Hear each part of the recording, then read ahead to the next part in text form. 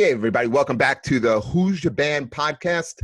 I am joined again by my great co-host, Mr. Sean Morton. How are you, Sean? No, what's going on, Ugly? How are you? Feeling good, man. We had a great episode last week, huh? Oh, I loved it. Great episode. Robert Caggiano from Volbeat. Excellent episode. The Great numbers guy. were great. We appreciate the people like listening and following and subscribing. That you guys really came through for us last week. And we have an amazing show today. Now we just bring back another dirtbag comic, which is fantastic. It's just the way it should be. I love it. This guy's my favorite, man. He's you know him from Crank Yankers, you know him from That Metal Show, FX's Louie, Barstool Sports, and so much more, which we'll get into. It's my honor to welcome Mr. Jim Florentine. How are you, Jim? Going on, man. Rob's a good dude, man. That guy's got a great career. I mean, originally, playing with Anthrax for a long time, and then doing Volbeat. He also produced and helped write the Jim Brewer's rock album too. Yeah, we touched on that. Yeah, he was good. Telling us that he worked with Springsteen, and he's a Bronx guy, New York guy. Yeah, so, a really awesome dude. Hey, so we're happy to have you today, man. We're really excited. I always want to ask you, when did you get your start in comedy, and where were you? Because didn't you live in Florida, New Jersey? I thought you lived in New York. Yeah, I didn't. I started in Florida. I was doing radio, like college radio, and then I was on this really small station in Hazlet, New Jersey. It was like a 100-watt station. I was doing like the morning show there, and I was doing a night shift, all this shit. I really liked radio. That's what I really wanted to get into. And I was DJing in like rock clubs, but then I realized I couldn't say what I wanted to say on the air. And it was just frustrating. I wasn't trying to be Howard Stern, but I'd throw a joke in here or there. Like, no, don't do it. Just do the time and the weather and play the next song and that shit. It was just like, it wasn't really that. Which rock clubs were you in? I was the DJ at the Birch Hill. Oh, sure.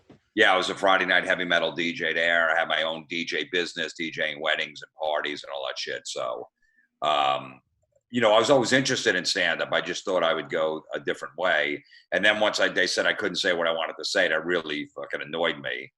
And then eventually I said, I'm going to just start writing some jokes. I'm going to go out to open mic one night and just see what happens. It took me about a year to actually get the balls to get up on stage because I was petrified. But I was on vacation in Florida with a girlfriend at the time, and we're driving from the airport, and I saw this place say open mic night, Tuesday night. And I'm like, this is perfect. So I already brought my notebook with all my dumb jokes in, and I said, I'll perform here because nobody knows me. I was petrified to perform in front of people that I knew. So I went up at an open mic down there, and the guy that was the host was so crazy. He goes, hey, he goes, I live in Woodbridge, New Jersey, and I do an open mic every Tuesday if you want to come down. That was like 20 minutes from my house. The guy was in Florida, and he was the host. So I just started going there every Tuesday after I went on stage that one time. How old were you? I was 25. I didn't know what the fuck I wanted to do, so I started late.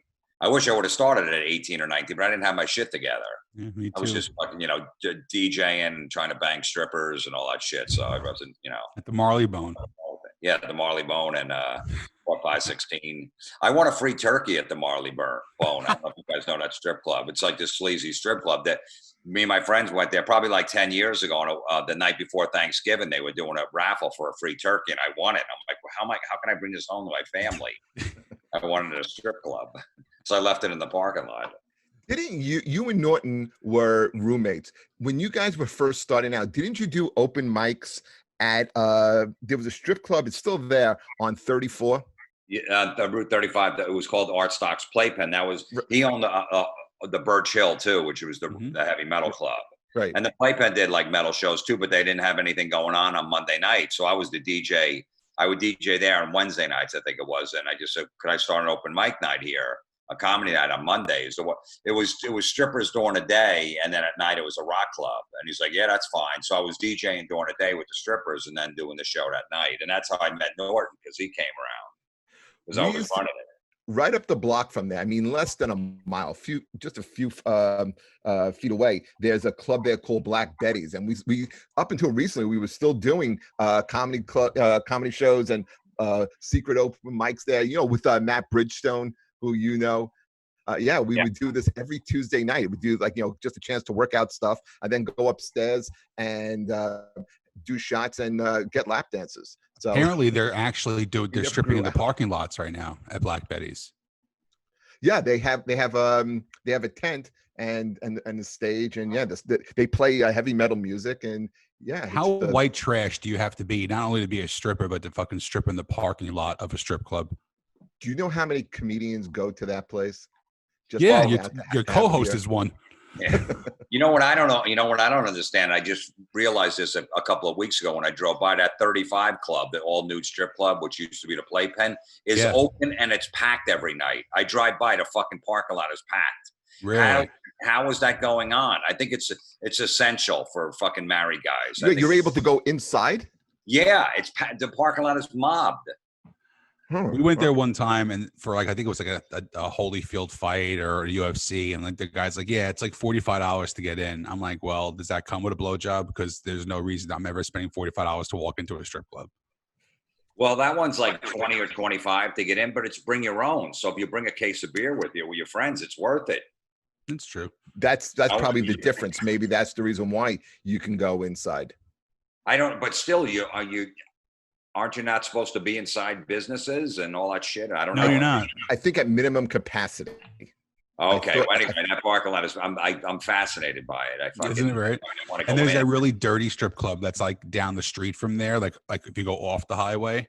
Yeah. It's the real disgusting place. And like we were going to go there one night, and then like I just heard like on the news, it was like a mass shooting. Some guy went down there with an AK-47, was just blowing people away. Like in the parking lot. That one hasn't reopened yet. I drive by. I always look. I'm always interested in what but I was going to go. I want to go in that 35 Club, but I'm like, I can't go in by myself. That's all right. We're going to go next week. That's too sad. We're going next week. Yeah. I mean, if you're going to catch the coronavirus, you might as well catch it at a strip club. You might as well have it fun. Exactly. Jim, did you ever play any instruments? No, I never did. I tried. I was a lefty, so all my friends were in bands growing up and stuff, but they were like righty, and like, I don't know how to teach you, start learning righty, but I just couldn't play anything righty. And I tried to sing. I just didn't have an ear for music. I wanted to be in a band. That was my original thing, but I just didn't have it. And then I got questions all over the place here because you have such an interesting career and such an interesting life. But one of the things that my son, who is he's in college, he's a young kid, he loves you. Him and his friends love you. And what they really love about you is they were turned on by your first joke book. Oh, the awful jokes in my first notebook. Let me tell you, they still quote that shit all the time. They think it's the funniest thing they have ever heard. It's like how awful the jokes are, and then your commentary afterwards. I mean, these are kids who are 18, 19 years old that play this on a loop all the time. I should do a volume 2 then. What happened was when I moved, I don't know, probably like 10 years ago, I was going through my old shit, getting rid of it, and I found my first comedy notebooks.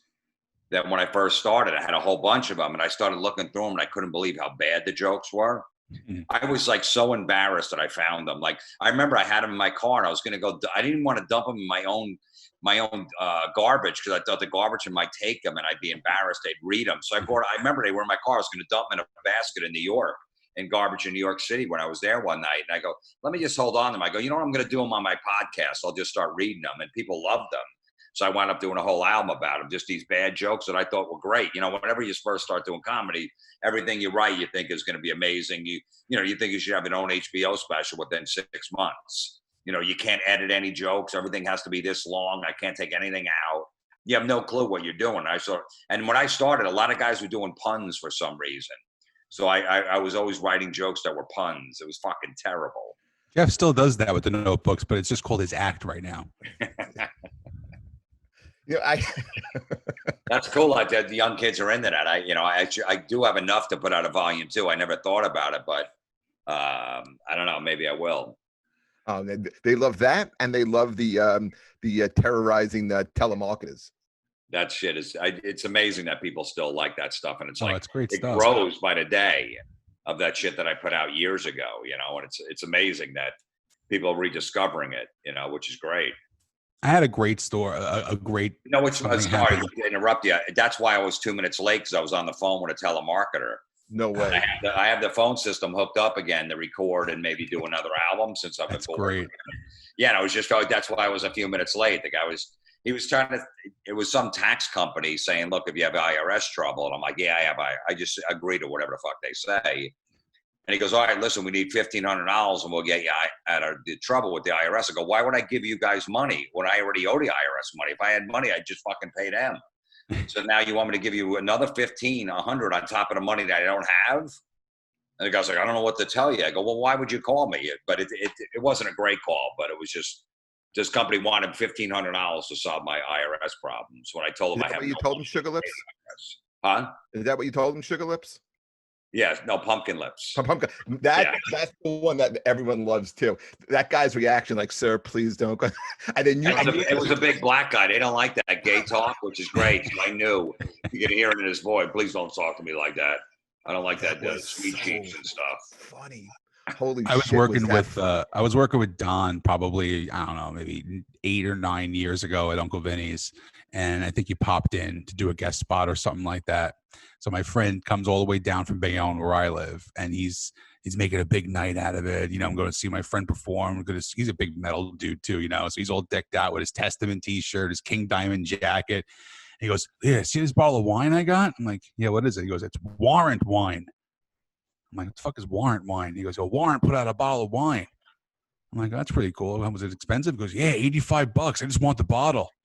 I'm like, that's cool. And I walk over to you and I was like, yeah, I'm introducing my friend Tommy. He's like, oh, that's pretty cool. What's that bottle you got? Oh, it's a bottle of Warrant wine. Can I have it?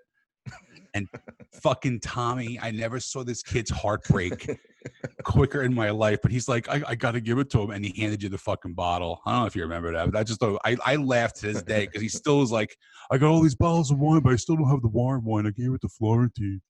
Wait, did I take it though? Yeah, you did. And I didn't took it right from his hand. Oh, it was an empty bottle, though, right? Empty bottle, yeah. Okay, because I have it still in my basement. Because Queensryche had a wine, and I think White Snake. So I always just collected them. I just kept them, whatever. But I have that empty bottle of Warrant wine. And I remember thinking a couple of years ago, when did I actually drink this? Because I usually don't drink the wine. Yeah, you stole it from your friend. It's totally fine. That's where now I know where I got it from. And I got that from Don. Don did this. He had this guy. I remember we were doing gigs in Vegas, and this guy had this really nice watch. He was in like a cover band, and we were talking to him. Don goes, "Oh man, I love that watch." The guy goes, "Really?" Don goes, "Can I have it?" The guy goes, "Yeah." And he goes, "All right." He goes, "Yeah." And he took it off and he gave it to Don. Don goes, "Thanks." And Don just put it on and pretended like nothing was going on. I'm like, what the fuck was that? And then next night he wore it when we went to see the band. The guy was like so mad, but he didn't want to ask for his watch back. Because I just asked, and the guy gave it to me. So that's great.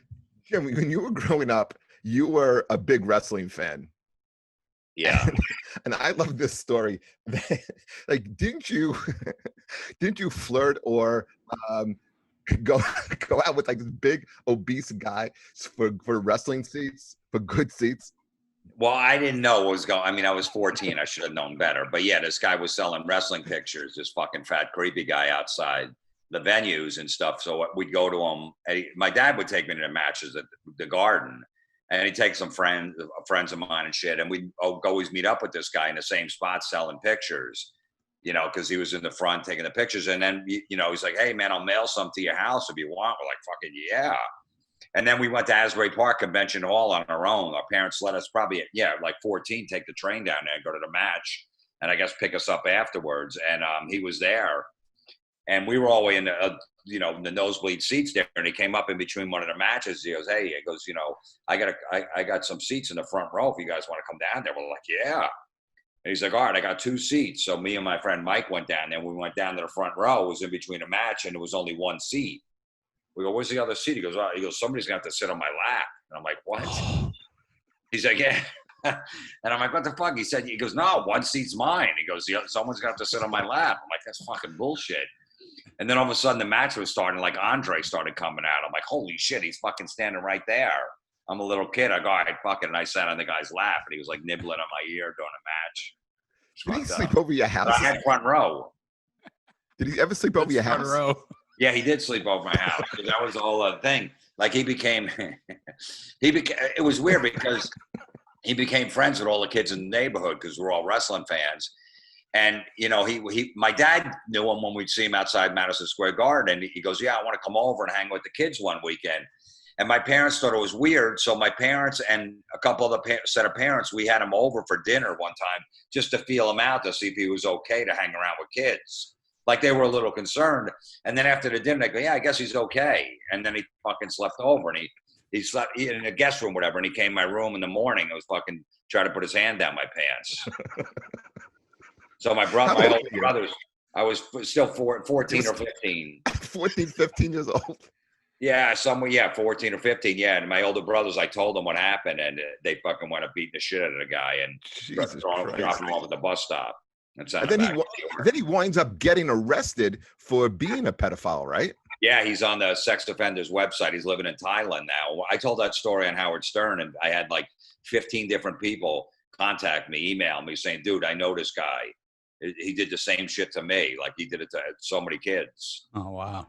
That's an Listen, insane... if you gotta go, if you're a kid, pictures though, when he touched my hand, like, he put his hand on my pants, I told him I'm gonna go tell, and he's like, hold on, I'll give you like 20 pictures if you don't say anything. So I took the pictures. I was pretty fucking savvy as a 14-year-old. Yeah, listen, and then after I got the pictures, then I told my brothers. So, and I still got the pictures. Oh, that's good. Hey, so you wound up winning. Your 14-year-old dick is touched, but you got a junkyard dog picture, so it all worked out fine. Superstar Billy Graham. I got Ivan Koloff with the belt. That was a fucking rare one. He didn't have it long.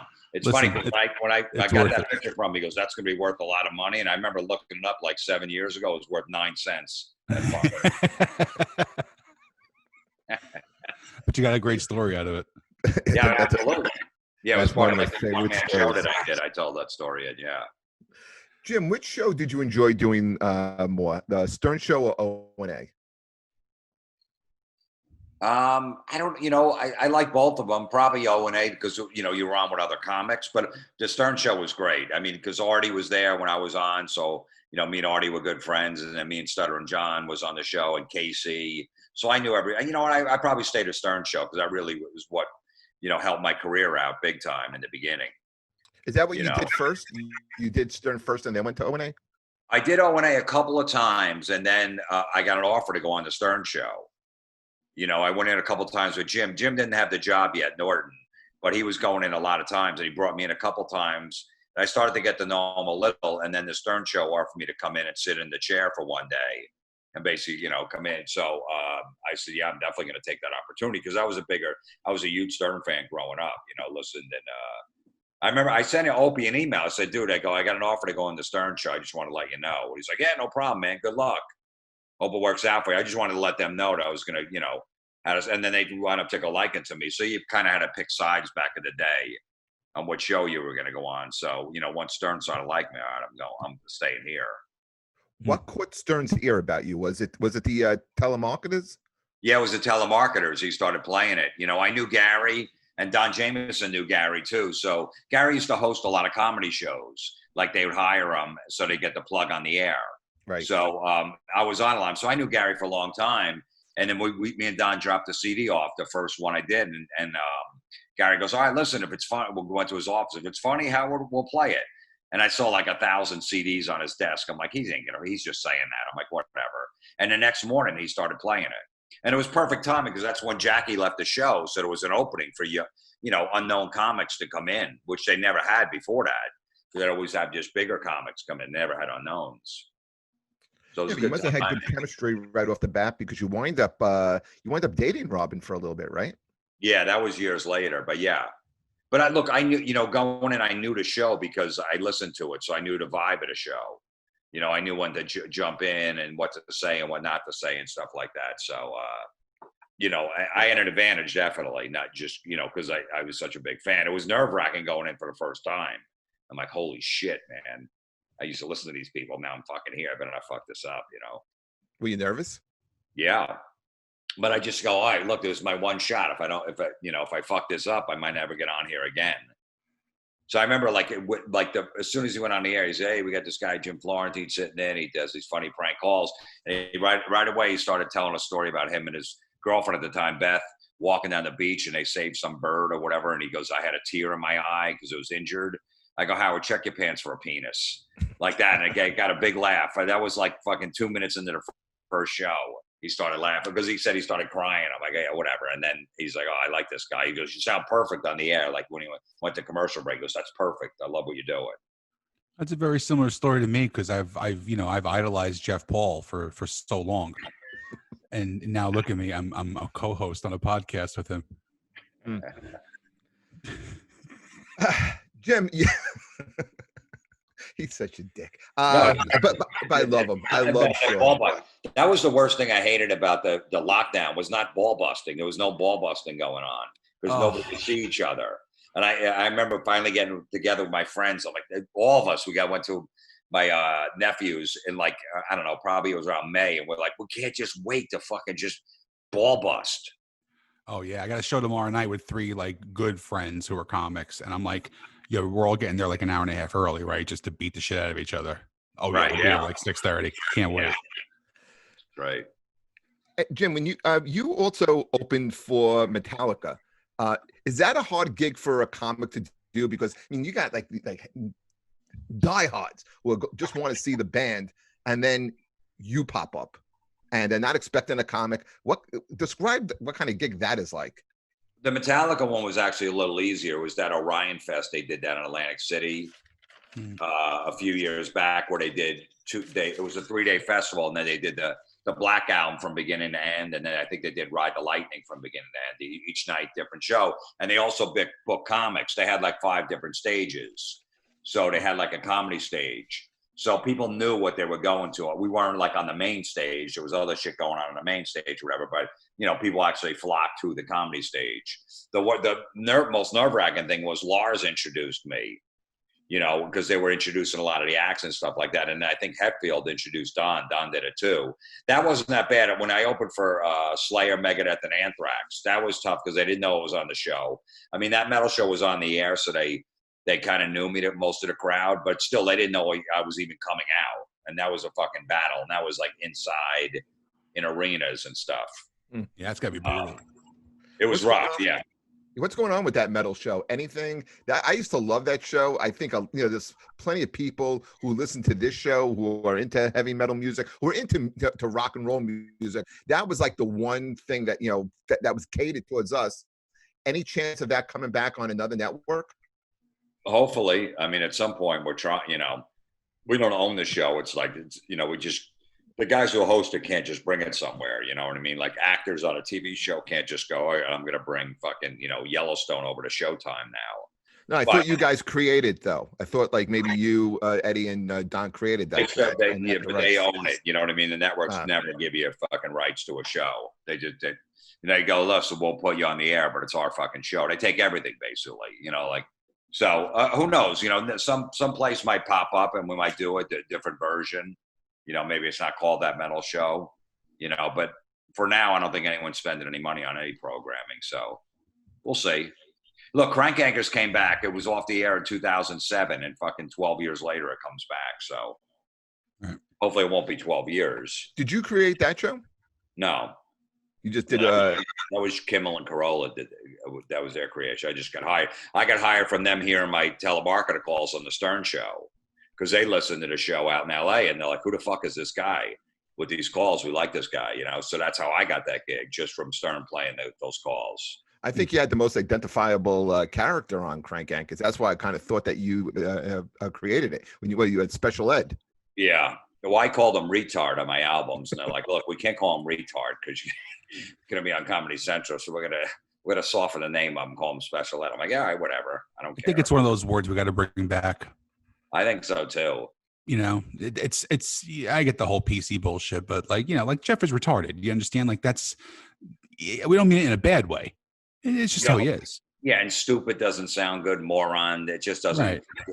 Hack. Really, one of those words. Like how Jim just went in there and just agreed with you. Yeah. Well, I'm saying though that the word retard really hammers a point home. Not like he's just just stupid. He's a moron. It just doesn't. You can, he's not talented. He's unfunny. He's a hack. Yeah. That's I'm all these horrible things. Yes, I'm. Know what I'm into? I love football. No, Jim, you're a big fantasy football player. I understand. Is that true? No. Yeah, no, not into big. I don't even acknowledge it. You won't even. My friends asked me the other night if I wanted to join a fantasy football league because they had one extra spot. I said no, thank you. They go, why? I said I like pussy. Yeah, exactly. I've asked you to be in the league Before or after you want to blow me. No, it's fucking insane. No, well, it's funny because I always said, look, if my kid wants to play, because sometimes the dad will play with the kid or whatever. I go, I can't rule it out because I have a son. So I actually, he's going to play in his own league or whatever. And I'm setting it up and I got to, I don't have any part of it, but I have the commissioner? Fuck no. Whoever the commissioner is should fucking die. He's a retard. You're not the commissioner? I like how you've never softened your stance on this. No, I won't. I've never changed in any way ever. My comedy has never changed. I'm just the fucking same guy I've always been, and I'm not going to soften up on fantasy football. It's fucking stupid. All right, I'm a Dolphin fan. I'm not rooting for the fucking Ravens defense so I can get 12 points on a Sunday. So you draft the Dolphins defense. I would never take the Dolphins defense, and I'm not going to root for any other team but Miami. So I'm not going to fucking root for the Ravens defense when they're both going for a playoff spot. And I don't like the Ravens because they kick fucking Miami's ass. So I'm not rooting for any receiver. I'm not rooting for fucking Pittsburgh's receiver. I'm not doing any of that shit. You can call your team the Geminators. I mean, that'd be pretty cool. Yeah, I know. Yeah. The Sperminators or whatever. Yeah, that's real fun. You do have a soft side, though. I will say I did get the pleasure of seeing your one-man show that you did at the Producers Theater. Yeah, when you go, of course, when you go through some shit and stuff, but like fantasy football for like a big football fan, like if I really didn't care about football or didn't have really a team that I liked, then I might play it, but still, I'd rather just gamble on a game. I know they say technically fantasy football is gambling, but I'd rather just put money on a game. That's more exciting. Yeah, my friends were like, hey, you want to join the league? And I'm like, well, what's the buy-in? They're like $25. I'm like, you think I'm going to watch 16 weeks of fucking football? I know. $25? Yeah, I know. Yeah. Well, we do a New York Comics League. That must be real fun during the week when you do trades. Ooh. Yeah. But, and sometimes we shit talk each other too. I know. Through the emails, I'm 12 points ahead. Wow, that's fucking man. You gotta calm down.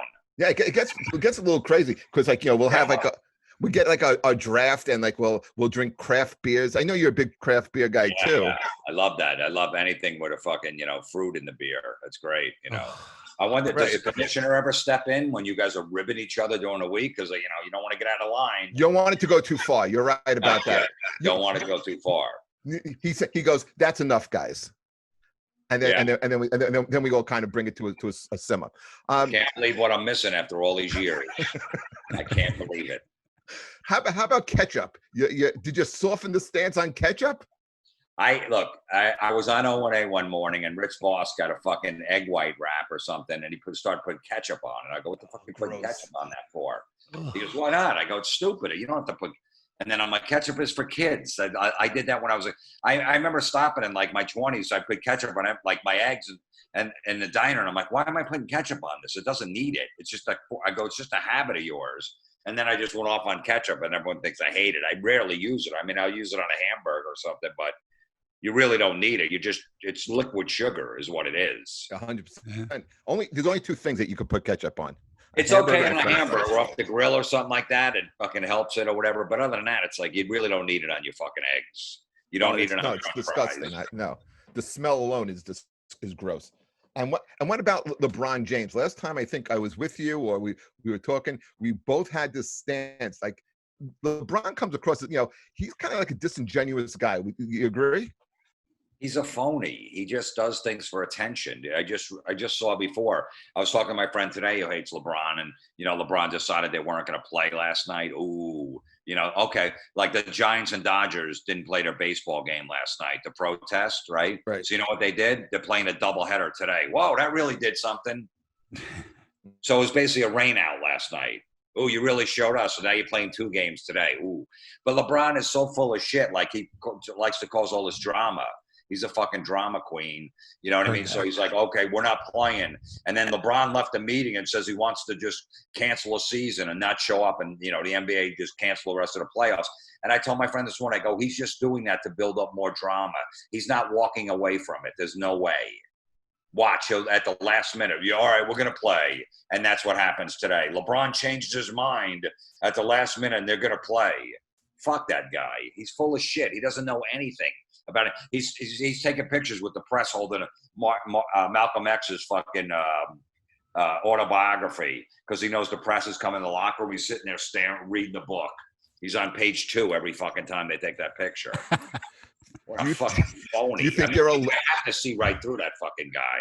A lot of people I know from the Cleveland area say the same thing. They never liked him when he was on the Cavs.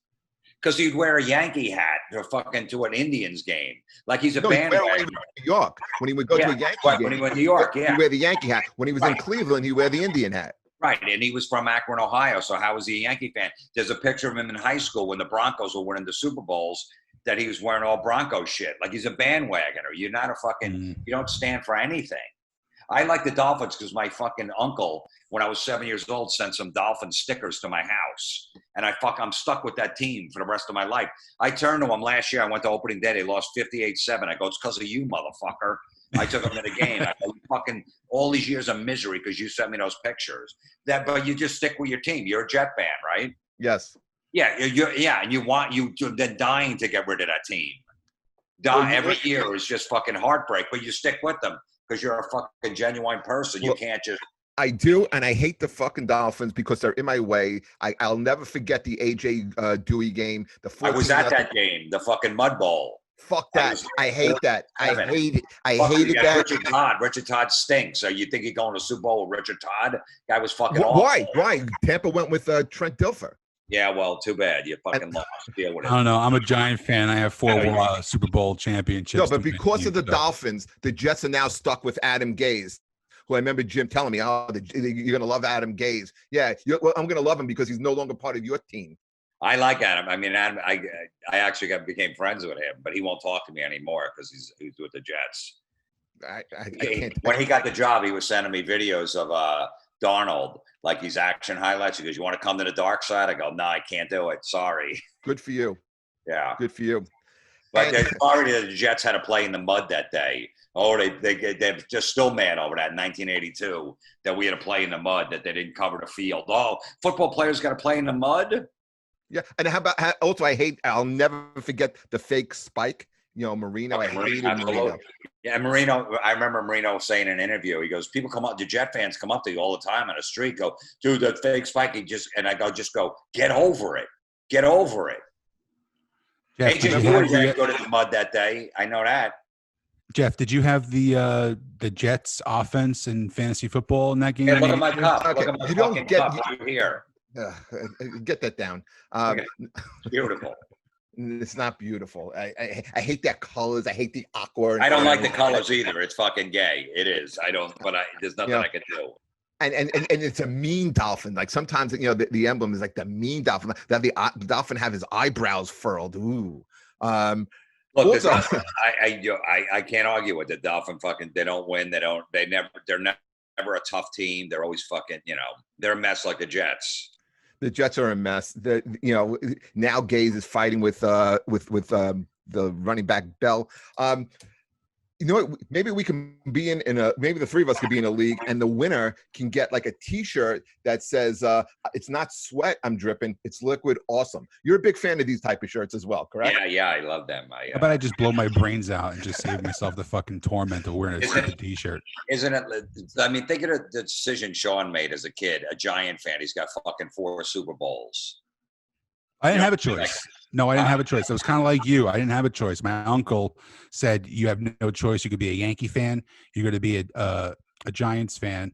And I said, what about basketball? And he goes, I don't give a shit. I said, I want to be a Celtics fan. And he said, why? I said, because the guy's white. I was talking about Larry Bird. Larry Bird, yeah. So I've stuck with the Celtics, same thing. I mean, I went through some shitty seasons with the Celtics, but now I got a little good run going on now. I told my kid, I said, listen, I'll support any team you want to pick. You cannot pick 2 teams, the Jets or the Mets, because it's a life of misery. He's right. It's 2 teams. And the people who like the Jets always like the Mets. So you gotta realize there's some sort of. It's always Jets and Mets. They got a loser mentality. Yeah, they got missing chromosomes or something. I know. If they would have just picked the Yankees and Giants, they'd fucking have happiness. It's a beautiful world I live in. It's a beautiful world. They would have all these championships. Sometimes it's hard. Like people don't realize the effort that you have to go to being a Yankee fan of like always going to World Series parades. Like it's a fucking pain in the ass. The trains are crowded. You know, there's a lot of people. There's laughter. There's cheering. It's a hard life, dude. It really sometimes you might skip one. You go, I'll go next year. They're going to win it again next year. I won't go to Detroit this year. This is my favorite episode so far. No, I know. I mean, it's the two of you guys. Look, and in baseball, San Francisco Giants, I won win 3 World Series in 5 years. Mm-hmm. So I got my fix there. I just need a Dolphins Super Bowl, and I'm good. I like the coach they have now. I think you're on the right track. Yeah, right. That's what everybody says after the first year. He's a Brooklyn guy. Went to Poly Prep. Gase took to the Dolphins to the playoffs the first year with fucking Matt Moore. But speaking of fans, you are name of the show is Who's Your Band, and you're a huge fan of Black Sabbath. Yeah. What got you into? Do you remember how you got into Sabbath? The first song because that's probably like for years that was like my favorite band. In high school, I had a denim jacket with the cross on the back that said Sabbath. I loved first. I think the second concert I ever saw was Sabbath on the Never Say Die tours. Van Halen opened up for them on that. I was a little kid. But what got you into Sabbath? First song, first album? I had 2 older brothers that were in the heavy metal music. So I would hang out. We had like a room in our house. So we had a pool table in there. So they'd have their friends over. And my parents always loved me hanging out with them. But they'd have the car. I'd be in the back seat driving me to school, whatever, just driving around cranking fucking Ted Nugent, Aerosmith, Sabbath, AC/DC, Judas Priest, Rolling Stones. So that's how I get in. 10 years old, I started getting in that music. By 14, I was going to concerts. When you were a kid? Well, actually, I was going to concerts. We're like right about the same age. Did you do the whole? Huh? You're 28. Yes. No, that's good stuff right there. Did you do the whole New Jersey, Staten Island rock club scene? Like on certain nights of the week, you go see Twisted Sister, White Tiger. Do you remember that? Did you do that? Yeah, Twisted Sister. Yeah. No, I stayed in pretty much Jersey. I would Fountain Casino. Fountain Casino. I remember, going to see them on a Monday night. They'd have 3,000 people there. I saw Metallica for Twisted Sister at the Fountain Casino, and then Emmett's was another place where they would play. So I pretty much stuck around this area with Twisted Sister, but I would go see them all the time. I'd sneak in. I was like 14 or 15, 16. But, I have the fake IDs back then. My brother, they didn't have a picture on him. So my brother was like 21. I was 16. I would just use his. He just got a duplicate. So I was, just sneaking in these bars. I remember D. Snyder yelling at me one time in the front. He's like, dude, well, who says pussy over here doesn't have any beers in his hand? I wanted to have my fucking 16. What was your what was the first Sabbath album you wound up getting? I remember my brothers coming home with that Technical Ecstasy record when it came out. Oh wow, that's later in their career. Yeah, what was that? That came out in '76. I remember sitting in the back seat. They went to the East Brunswick Mall and bought a fucking 8-track. And I don't know. And I remember them go, it just came out that day and listening to it. But I was probably into them before. Maybe I can't remember, but I just know, Nugent and Sabbath, AC/DC were huge for me. It's Aerosmith, all that shit too. I love the brothers. They let me drink. They let me smoke weed if they took me to a concert. Like, just don't tell, the parents and stuff like that. So whatever they liked, I liked. I loved Sabbath. I loved Children of the Sea. I loved Symptom of the Universe. I loved Ozzy Sabbath. And then in 1980, they switch over from Ozzy to Dio. And I remember, I was such a geek in high school with that. I remember being at a party and I'm talking to this girl, and I'm like, you know what happened with Sabbath? And she's like, what the fuck are you talking about? I was like, yeah, Ozzy is out of the band, and now they have Dio. I'm like, I don't know what this new album's going to be like, because I remember they would have advertisements for Heaven and Hell. I'm like, I don't know what this is going to be. And of course, she walked away from me. And Heaven and Hell wound up being like probably my second favorite all-time Sabbath album. Yeah, I was more on the Ozzy side. I was pissed at, well, I moved down to Florida right around when the Heaven and Hell record came out. Our family moved down there, and Sabbath was playing at like the Miami Arena with Dio. So it was some little fucking place or whatever. So me and my brother go down there. We're mad that Ozzy's out of the band and Dio, because that album came out before Blizzard of Oz. Mm-hmm. So Ozzy was so fucked up, laying on the couch, all drunk, almost dead. So it was, he didn't have a band or anything. He didn't hear anything from Ozzy. So it was basically Dio. So me and my brother went to the show. We're like, all right, we're gonna go see him anyway. We might as well. And we're so mad that Dio got the gig that we stopped at some place. We bought like a white tablecloth that we got a Sharpie, a magic marker, and we wrote, Dio, Ozzy is God. Dio must pray to him for forgiveness. I don't know why to this day. It's a lot of words on him. Yeah, I know. It was pretty big, the banner, and we brought it in, and it was general admission. It was probably only like 3,000 people there. It wasn't like a big arena show. First of all, they opened up with War Pigs, and Dio didn't come out on stage yet. And we're looking, and it wasn't even Bill Ward. They didn't even say that Bill Ward was out of the band. That's right. They wound up getting Carmine Appice, I think. Vinny, his brother Vinny. Vinny, right. Yeah. But so we didn't, there was no internet back then, so we didn't even know Bill Ward was in the band. It was like, who the fuck is that behind the drums? It wasn't even out there yet. Bill only did like 2 dates, and then he fucking just got off the tour. And then Dio comes out, and we're right in like the second row, because it's general admission, and we're holding up the banner right in second row, and Dio's looking at it as he's singing. He's looking, and he goes like this, "Fuck you!" And then another time, like he pretended he's jerking off to us. We're only like 3 songs into the show, and fucking 2 big security guards come and take us and bring us in the back. And they brought my brother in a room. They left me out because I was a fucking little kid. And I'm like, leave my brother alone. They fucking put him in a room, and then they just kept put him in there for like 5 minutes. Took him out and just threw us out the side door into the fucking parking lot. Threw us out of the show. Did he walk out with wrestling pictures? I wish. Yeah. And then Dio, it's funny because like 20 years later, Dio's doing an interview for the Aquarian, the local magazine, New Jersey. Yeah, I remember that. And he was saying, they asked him a question if you had any backlash from joining the band with, the Ozzy fans. He goes, not really. He goes, I do remember this one time. It was early in the tour. And he remembered the banner. It said something like Ozzy is God and, Dio or something like that. He goes, I just remember it really was irking. It was really bothering me. And that was us. And I could never tell him because I met him a couple times before he died. He was on that metal show. And he was a great guy, right? I tell him that I was that asshole. The only experience I ever had with Dio is I was out in LA a couple years ago, and it was right after Lemmy died. So we wanted to go to the cemetery just to pay respects and stuff like that. So, it's very unassuming. You go into this, they give you a whole map and shit, and you walk in, and Lemmy has this tiny little square, right? And all these girls are kissing with the lipstick and shit like that. And there's Jack and Cokes and stuff like that. And then you walk out, and you see this monstrous, it's got to be 45-foot crypt. It's all marble and gaudy. I'm like, what the fuck is that? And I walk up to it, and of course, it's Ronnie James Dio. So I'm like, I said, it figures that the little Italian guy had to have the gigantic friggin' marble encased friggin' mausoleum, and everybody else has a little tiny square. It was friggin' awesome, though. Yeah. Yeah, no, Dio was a good dude, man. It's like I was a fucking kid. You pick sides, and both bands were good. So, but I was mad. I was annoyed at the time. I was so annoyed. My aunt used to work at an IHOP on Route 17 in Hasbrook Heights, and she was a waitress. And like 2:00 in the morning, they walked in, and she got a placemat for me, and it was all autographed by the entire deal with Vivian Campbell, all of them. I fucking left it when I sold my house. I fucking threw it in the garbage. Stupid. So I was an idiot.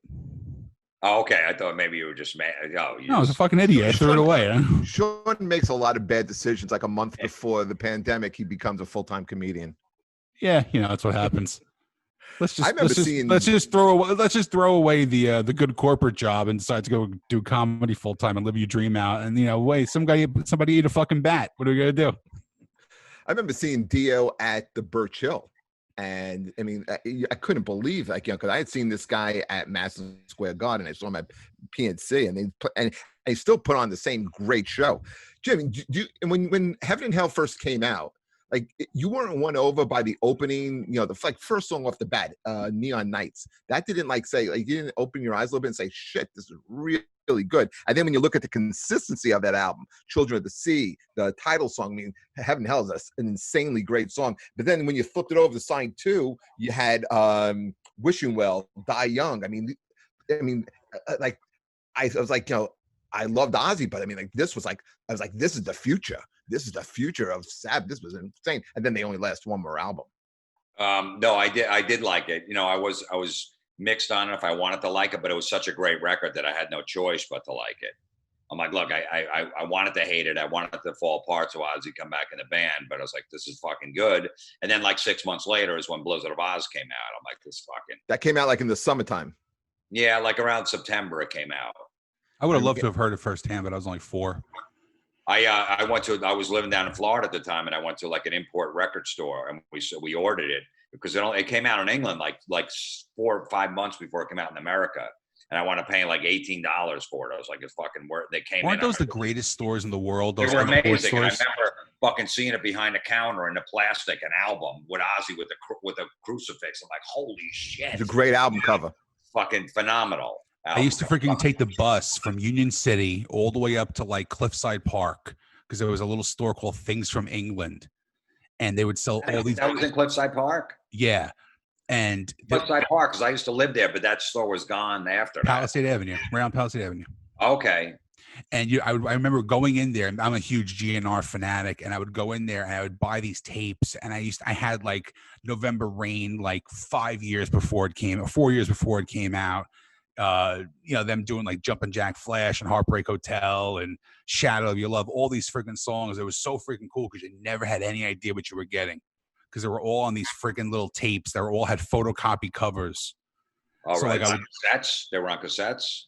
Oh, all on cassette. So like I would take like a real chance and just buy one and then listen to the whole way home on the friggin' bus and either be fucking ecstatic because it was like an amazing record, or it was like some fucking asshole with a little recorder in his friggin' denim jacket recording a concert. You never knew what you were getting. Oh, so Shadow of Your Love was out a long time ago because I know they re-released it. Yeah, they re-released it. But I had all these like demos and like that, like November Rain piano, just him on a piano demo from like '85. I have the original Appetite for Destruction album cover. I want to invite me over. I remember I got it the first day it came out. I got that. I think that and the first Faster Pussycat album came out the same day. It's a great record too. Because I was DJing at the Birch Hill. So, and I was reading about them through Kerrang! Magazine that these two bands from America, and they're going to be huge. They thought both of them were going to be fucking super Guns N' Roses and Faster Pussycat. And Faster Pussycat really changed their sound too. Yeah, I mean that first record was great. That first Faster Pussycat too. Sure. They both came out the same day. Those Do you guys ever remember going into the city and going to Bleecker Bob's and getting did you do that? I never did that. Where did I get my shit from? Rock and Roll Heaven was open with Johnny Z. So it was in the East Brunswick flea market. And that's where I go. He'd have all the imports. So we go there every Friday night with our paychecks. He was a great guy on Metallica and Anthrax and bringing all these bands over and shit like that. So he would turn us on. So we just hang out there on Friday nights. We weren't getting pussy. We had bad mustaches. We thought if we grew mustaches, we can get served liquor that we looked older. So we all had these bad mustaches with no chicks. So on Friday night, we just fucking hang out at the East Brunswick flea market in his little shop. And he played these, here's the new fucking Tigers of Pantang. Here's the first Iron Maiden. And he had Metallica, No Life to Leather on cassette. He's like, these guys are gonna be big. I'm gonna manage these guys.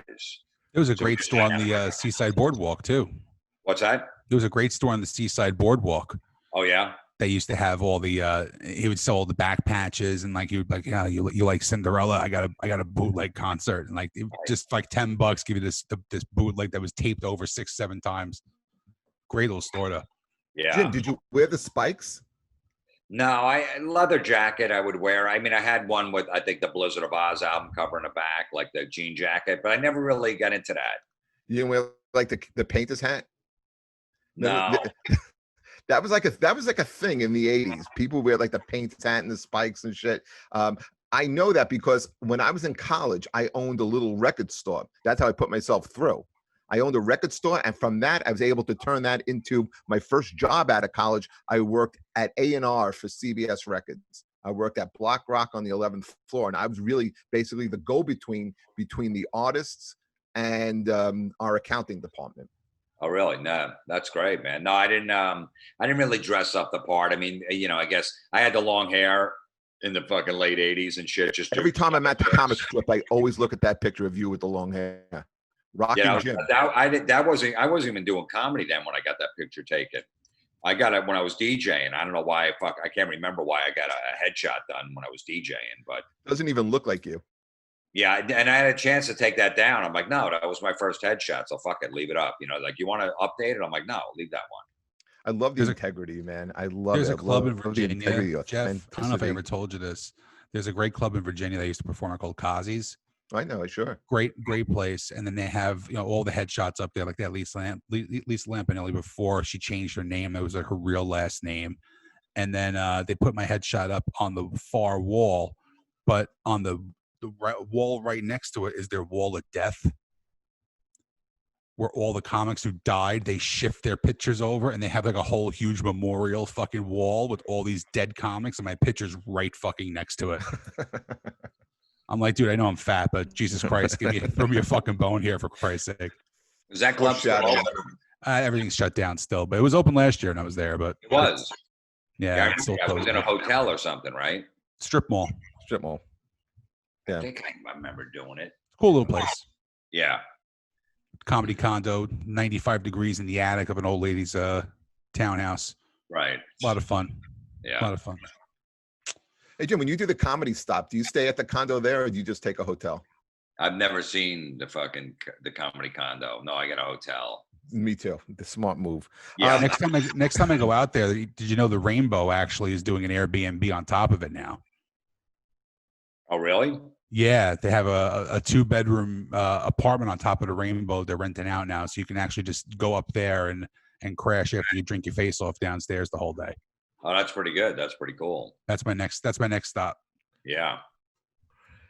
I don't know if you guys saw this past week. I wanted to bring this up. Rock lost Frankie Bonelli from Quiet Riot.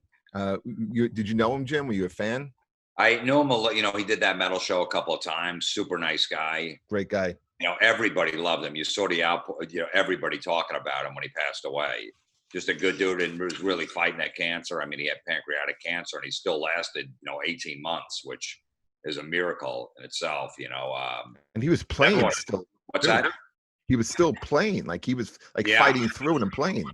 He was a really good dude. Like when I met him, I didn't know him that well, obviously, but he always said, I brought my kid. He was probably 6 at the time backstage.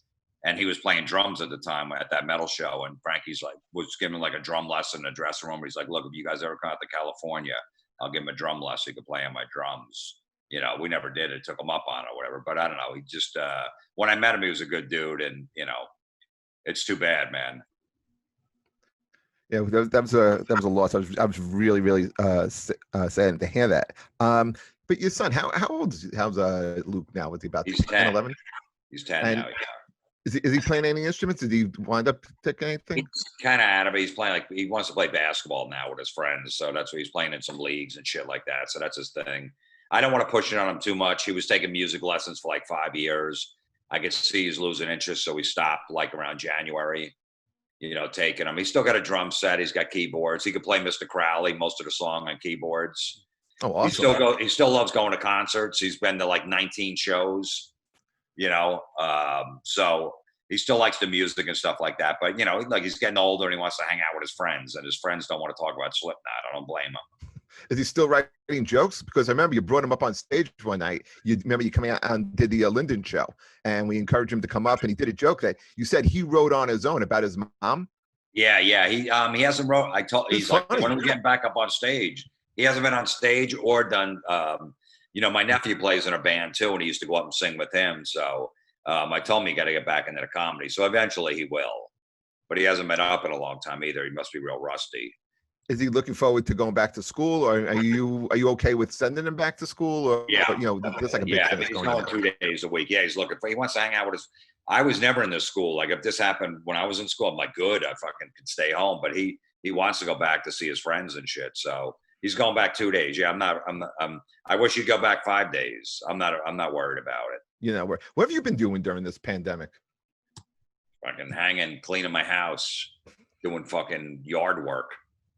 Who are you, Rich Voss? You know, just doing shit that I never did, that I never had time to do, you know. Basically, I still do 2 podcasts a week. I can do it from my house. I do the show on Ozzy's Boneyard. So I still got some, you know, I'm still kind of busy. But yeah, I'm ready to get back to work, man. It's enough already. But it's still going to be a long time. And you're getting out there and you're doing like a show here and there, right? I'm doing some outdoor shows. I've been going to the Stand in New York City. They do a show outside on the sidewalk. It's like 40 people. I did a set there last night. You know, just so we'll see. I mean, I don't know. It depends about getting on a plane and going to it again. Because, you know, a lot of the places you could do 50% capacity. Yeah. A lot of the states. Midwest. And you got to quarantine. Well, I don't know about New Jersey, but when New York, I live in New York, you got to come back and you got to quarantine. I've been going into the city and doing spots in the city about 2-3 times a week. It's okay. I mean, you know, the people who come into the shows, they're loving it. That part is fun. But like the hang is like now things close by 11:30. Yeah. In Manhattan, it's not the same thing. And like, you know, I drive in, there's no problem finding parking. There's never any traffic. It's not the energy that the city had prior to this. You want to get out of there before it gets dark anyway. It's fucking scary. People walking around and shit. And, you know, I was walking with my friend yesterday. We were in the city and he's like, let's go find a place that's open, you know, to eat. I go, I ain't fucking walking 3 or 4 blocks. I go, I'm the devil right now. I'm a white guy. I'm going to get my shit beat out of me. You know, so you got to be careful there, you know.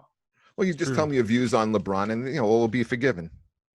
LeBron doesn't have any views. He just goes with just tell me what I got to do. I remember when, like, what was that fucking guy? Beto O'Rourke. Remember when he was going? He was running. I remember he got off a plane in Houston and he had a Beto hat on. I'm like, you're just a fucking that's a shill. Yeah, it's just a shill. What? Give me what hat do I got to wear? You want me to wear a Hillary hat? Now I'm going to wear a Joe Biden hat. Oh, you know. Was there a bigger dweeb than fucking He wants to be like Muhammad Ali, and he's fucking, you know. Muhammad Ali was authentic. Exactly, he was. You hit the nail on the head with that. He wants to be, and then, you know. He'll never be Muhammad Ali. Because you know what? Muhammad Ali was real. He really took a stand. He sacrificed. LeBron was fucking driving around in an Escalade by the time he was 17 years old. What did he ever sacrifice? What hard life did he have? And he just jumps from team to team to team, you know. You knew he was going to go to the Lakers. You knew it. You knew he was going to go to the Lakers. And now he's in Hollywood. So basically Hollywood's telling him what to say. You want to hang out with DiCaprio and George Clooney and Jay-Z and go to dinner and fucking parties? Okay, this is what you need to say because you got a voice out there. That's what he's fucking, you know, he's a puppet. You don't think that show, The Shop, is real? Like you don't think like black guys hang around, you know, and drink wine out of wine glasses? Yeah, I know. That's what a lot of guys. You don't think that's real? Yeah, when I pass a barbershop in Harlem, I see a lot of guys. You know, those guys hanging out, busting balls, and they're drinking wine out of wine glass. You know, $100 bottle of wine. Yeah, that's what happens. It's like and they're real edgy on there because they curse. Whoa. Yeah, that's real. That's real. They're nuts. They say LeBron said fuck. Speaking of real, what's a really bad 80s song that you don't like? There's a lot. I know you have a problem with 80s songs too. No, only because when they're played in the stores, you know, you hear them constantly. You hear them at a gas station. Like, do I got to pump gas? I got to hear fucking. Hip to be square. Yeah, you like that? The Huey Lewis stuff doesn't bother me that much. Wow, really? I used to like him. I mean, a lot of shit didn't stand the test of time. You know, I heard Jefferson Starship the other day. We built this city in ShopRite, and you know that's a great song. That is probably the worst song that's ever been recorded. Rob, yeah, it's definitely in the top 3. Holy shit! Grace Slick is still on that. The video. Phil Collins' Studio is the terrible. Terrible. Yeah, I still don't know what a studio is though. I don't know either. Remember when Phil Collins tried to be funny in all the videos back in the 80s? He thought he was funny. Yeah. In the Easy Lover video, that one I cringe at because like he's with Philip Bailey from Earth, Wind and Fire, and like Philip Bailey's the cool guy and he's the goofy white guy, and like he can't dance, and he wears like the headdress of the Earth, Wind and Fire, and it's so fucking bad. It's so bad. I'm not gonna lie, I totally blasted that song today. Easy Lover. Easy Lover. The song is good. The song was on my isn't bad. shuffle. The song isn't bad. It's not bad. Yeah, it went from Easy Lover from Phil Collins to Party with the Devil by Attila. That's the kind of fucking sociopathic iPhone I have. Jim, did you like Everybody Wang Chung tonight? Ugh. You really hear those songs, man. They really sound bad. Like they did. Awful. Like my whole thing is like they didn't stand the test of time. You know, there's some bands from the 80s. Sucked back then. And there's some like some hard rock bands and metal, like from the 80s that just doesn't work. Like, you know, it didn't stand the test of time. It's not timeless. And none of that shit is timeless. I don't have a problem with any of it. It's just I constantly have to hear it every fucking store I'm in.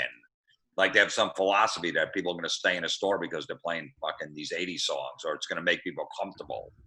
You know, I don't need any music in a store. I don't go to the store to hear some music.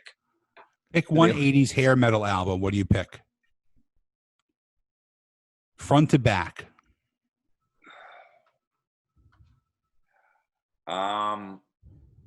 Well, I'm going to take out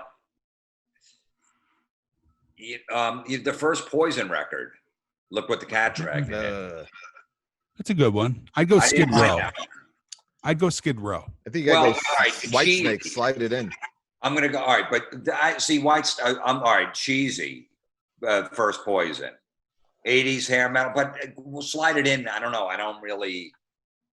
I consider that more of hard rock and not so much hair metal, even though Whitesnake was hair metal. They're kind of considered a hair metal band. I mean, like, I wouldn't say Scorpions are a hair metal band.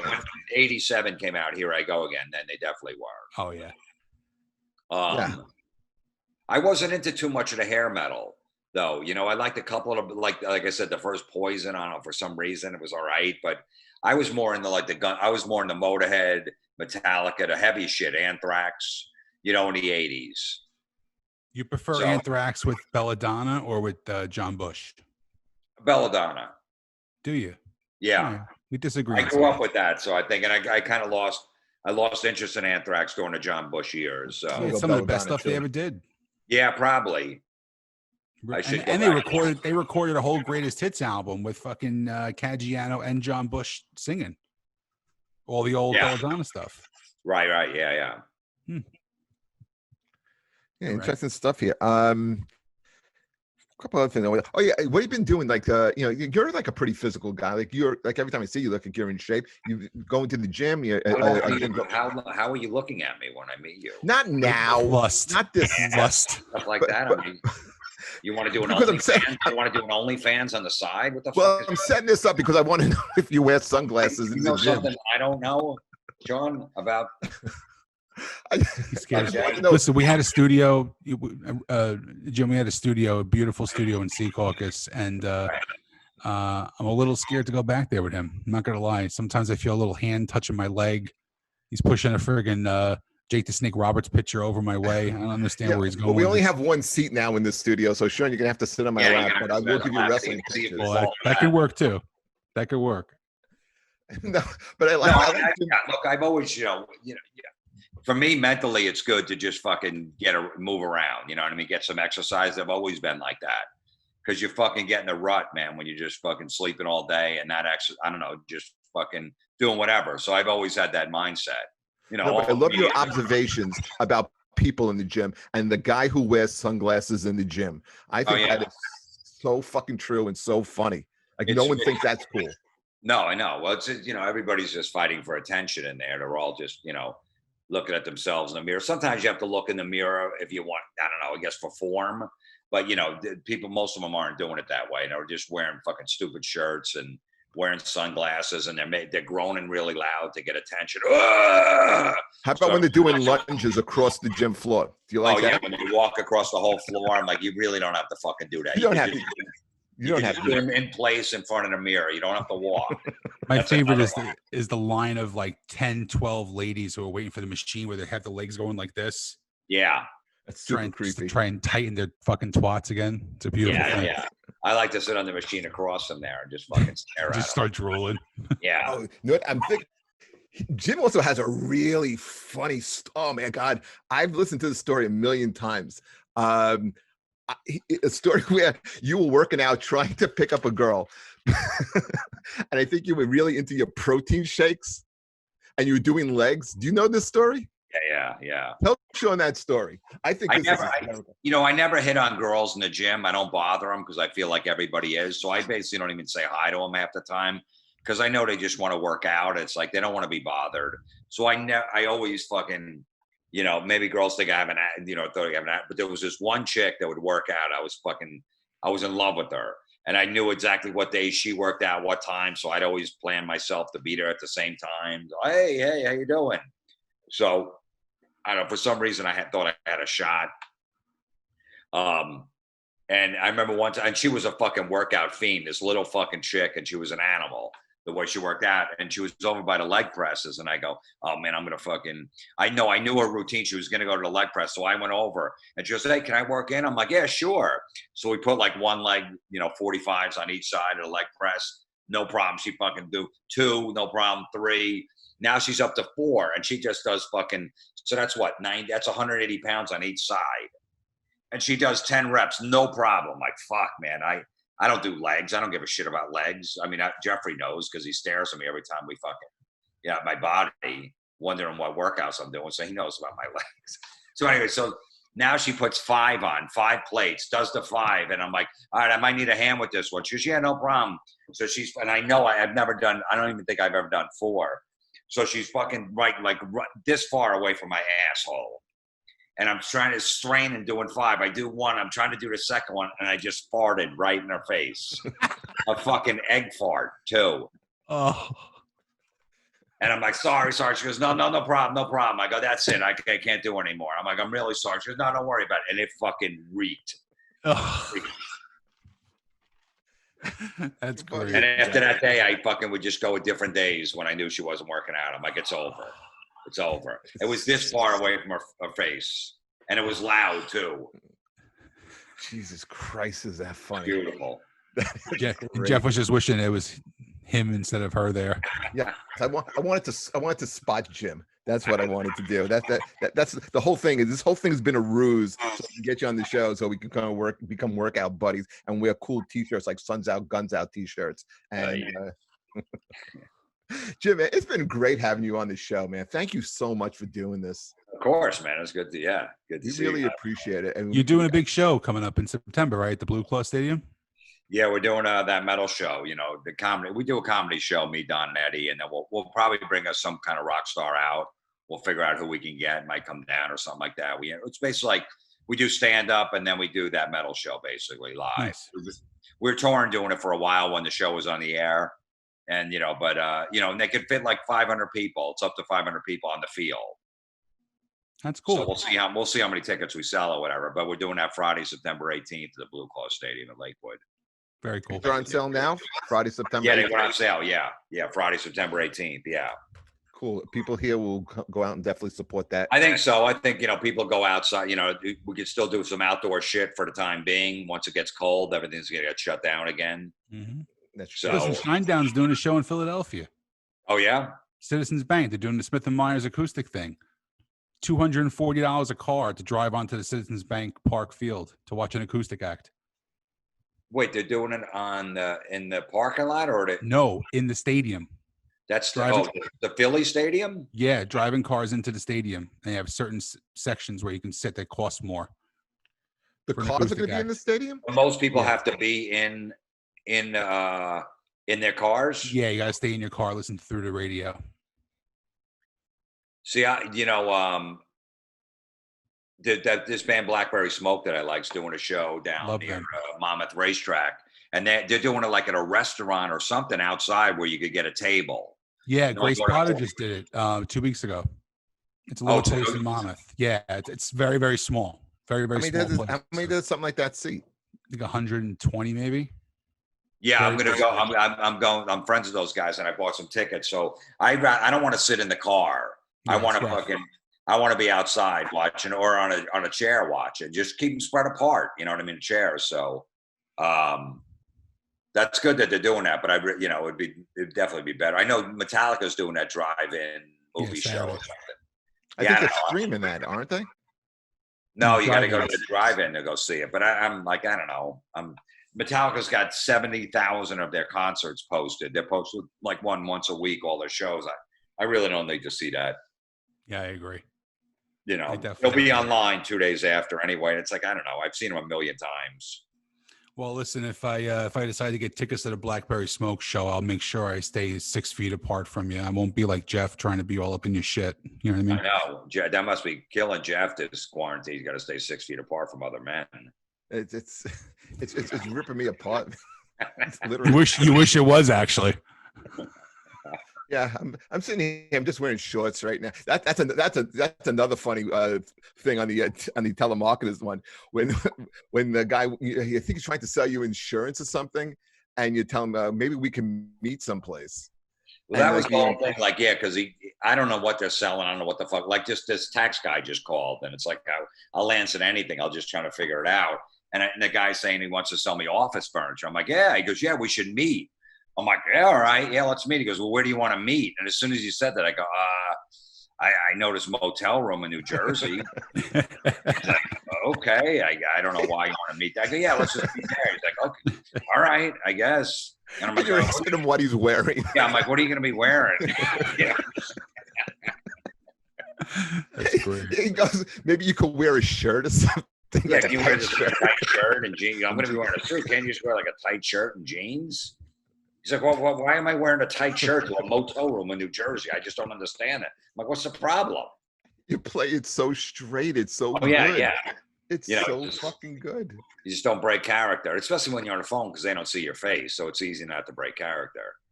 Remember you used to do that when you were a kid? I don't know, did you make prank? I used to do that with my friend. I used to make prank phone calls. Absolutely. My whole childhood was prank calls and listen to heavy metal.